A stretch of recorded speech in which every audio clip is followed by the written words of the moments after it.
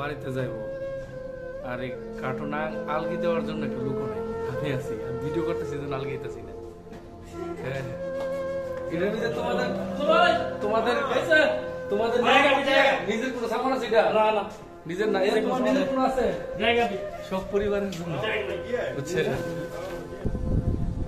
একজন লোক আছে হেল্প করার মতো করতেছে।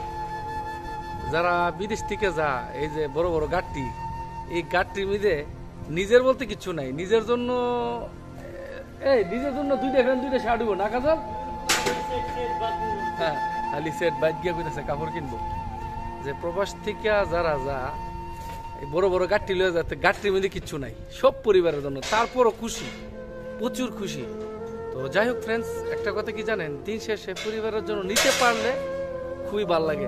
যারা বিদেশ থেকে যা বিশ্বাস করেন কেমনে 1 কেজি সামান বেশি নেওয়া যাবে, এটা নিয়ে খুব খুব সারা রাত প্ল্যান চলে কেমনে 1 কেজি 2 কেজি সামান বেশি নেওয়া যায়। তো জিজ্ঞেস করি কই কেজি সামান বেশি নিচ্ছ? কাজল তোমার কই কেজি সামান আছে বেশি?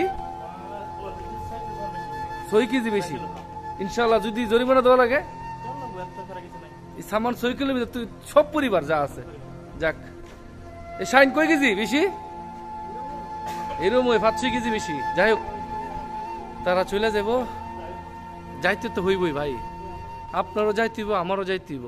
তবে ছুটিতে যাওয়ার সময় খুবই ভালো লাগে, খুশি। আওয়ার সময় বুঝবো কত কষ্ট, এখন বোঝা যাইতো না, এটা আওয়ার সময় বুঝবো। আর একজন নতুন বিয়ে করছে, আর একজনের ছেলে আছে। এই যে তোমার ছেলের বয়স কত? 3.5 বছর।